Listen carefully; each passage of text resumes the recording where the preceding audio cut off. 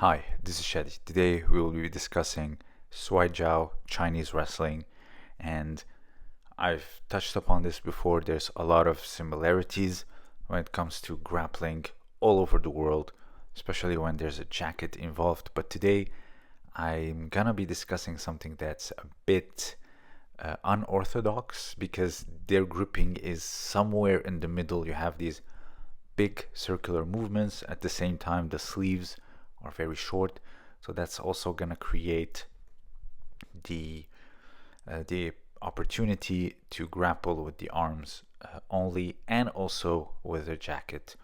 But of course, before we do that, please don't forget to check out The Origins and History of Judo. It's a manuscript from 1903. I translated it in French, English, both bilingual with modern Japanese.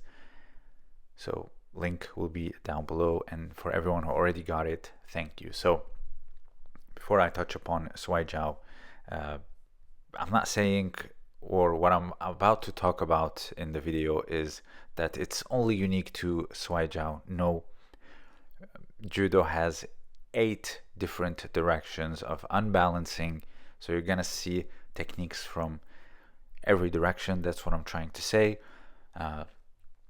Here you see it's what it's called Happo no Kuzushi. Happo is 8 directions, and Kuzushi is unbalancing or to collapse someone, mainly their posture and their composure. And in the West we just say unbalancing, but the meaning is, I would say, far more deeper. So here you see you have back and forth, left and right, and also the 4 diagonals, which totals to 8.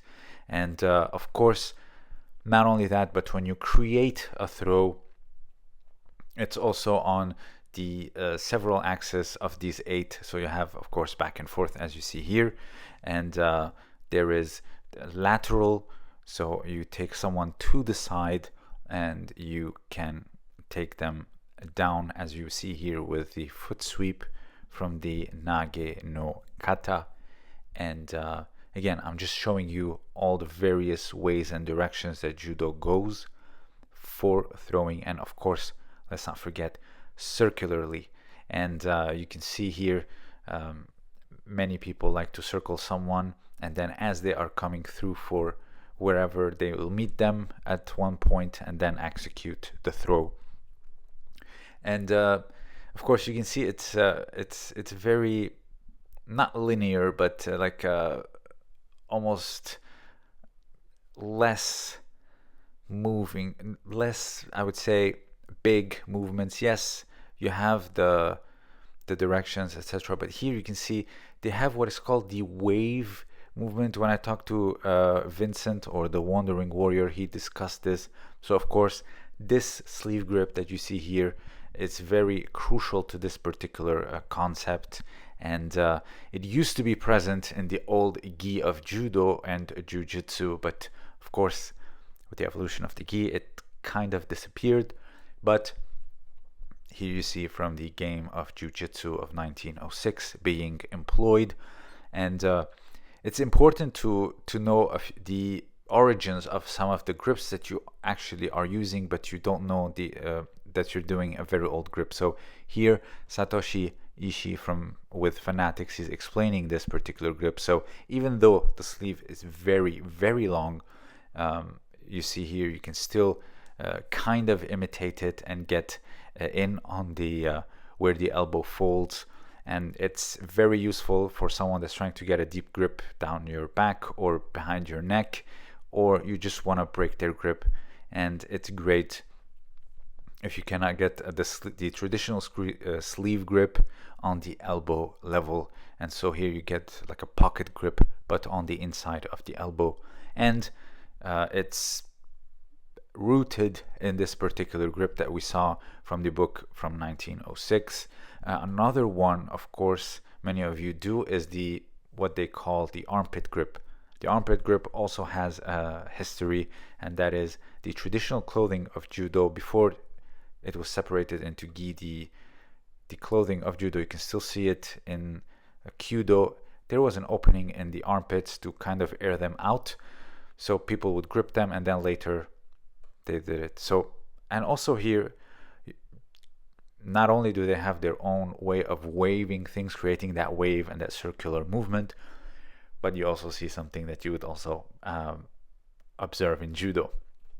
Here, for example, this Ippon Seoinage, here again, that wave from the inside of the sleeve. Look up, down, rotate, and then meet them halfway for a kochi with an ankle pick. However, the setup is quite different. Now, this one here, this Hiza Guruma, really caught my attention. Instead of going to the side and really extending that leg on the knee, it was actually done just on the spot. So here, kind of like lacing it with his own knee.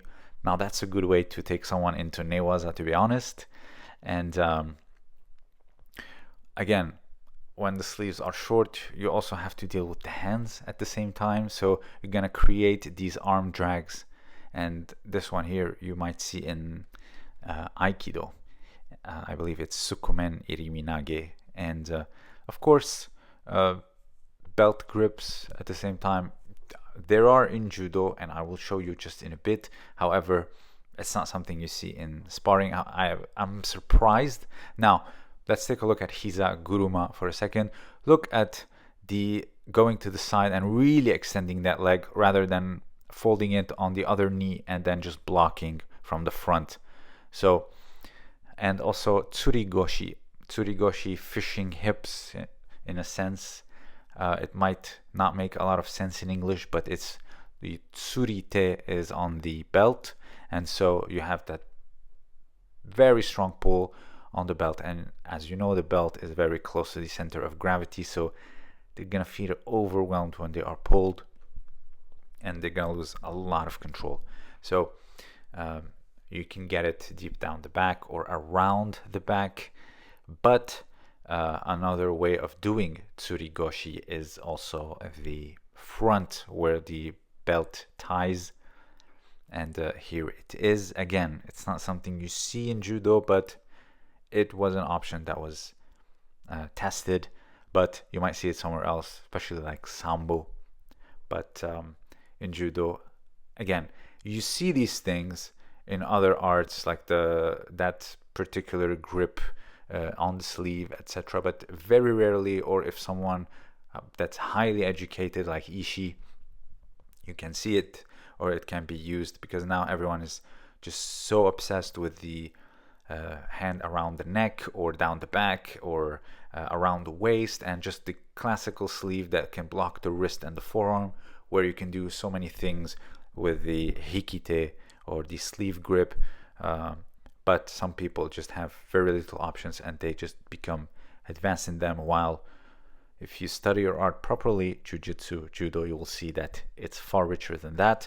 But I just wanted to talk about Chinese wrestling a bit and explore those beautiful movements and that wave concept that's based on that very old sleeve grip that's short, a short sleeve. So if you have anything to add, let me know down below.